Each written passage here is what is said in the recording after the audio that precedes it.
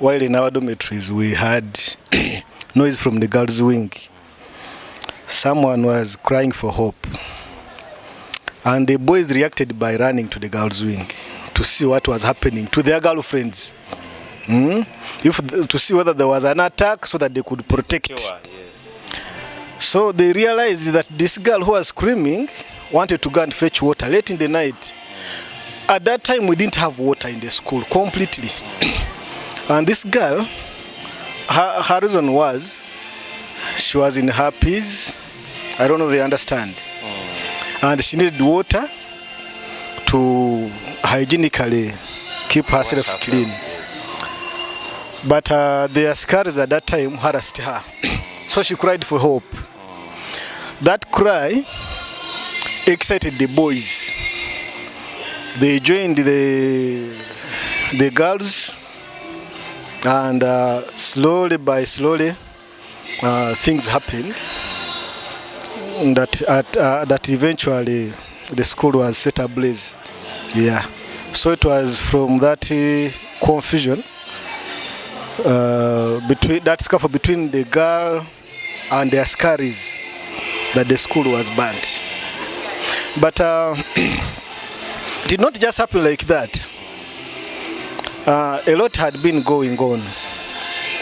For example, we had struggled with the water issue in the school for like 3 years. In the girls' hostel, there was a water pump which had broken down. Here in the high school, we had 2 boreholes which were not functional. So every time we would go to the village to fetch water, we would get harassed by the villagers. So I think with time students got tired. The administration did not seem to listen to the students' pleas, much as they kept on singing and crying over the issue of water. The admin did not seem to be so sensitive towards our pleas. I'm not justifying the act of burning the school. I condemn it, but I also blame the administration of that time. Also, during that time, we were denied some rights, like rights to entertainment.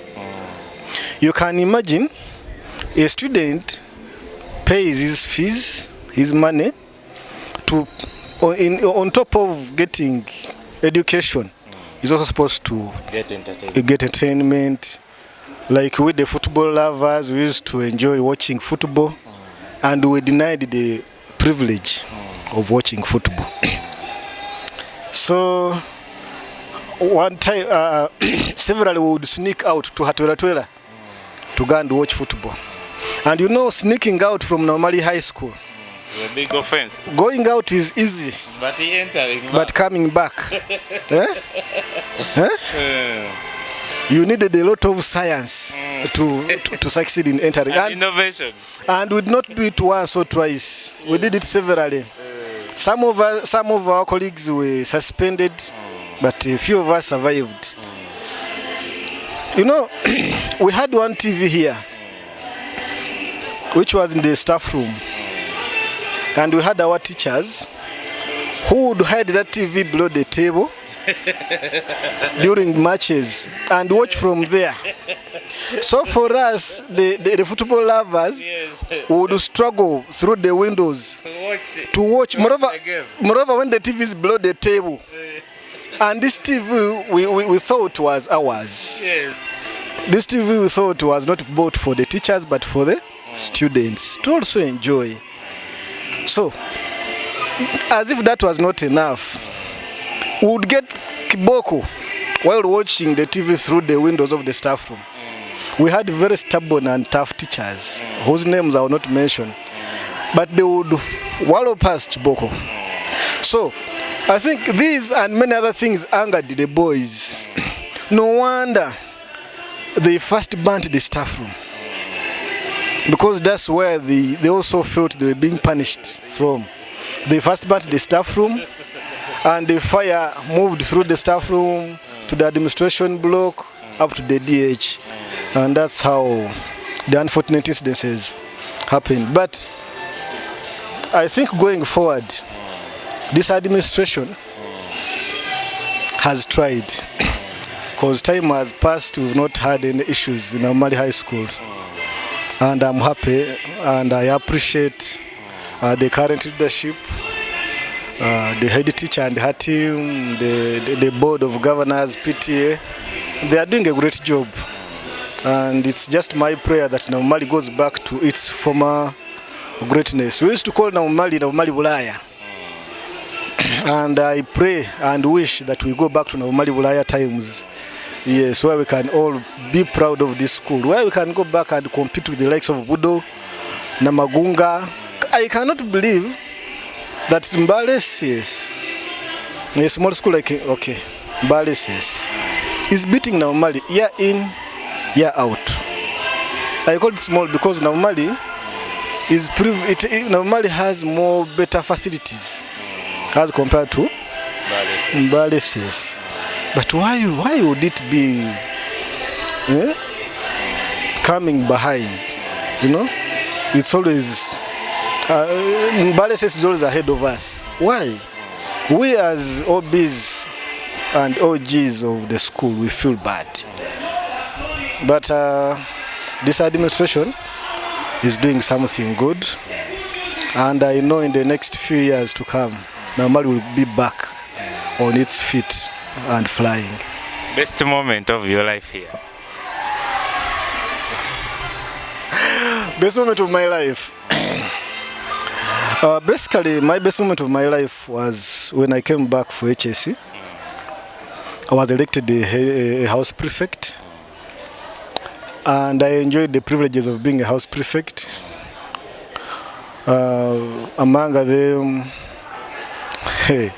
you would go to the DH and never line up.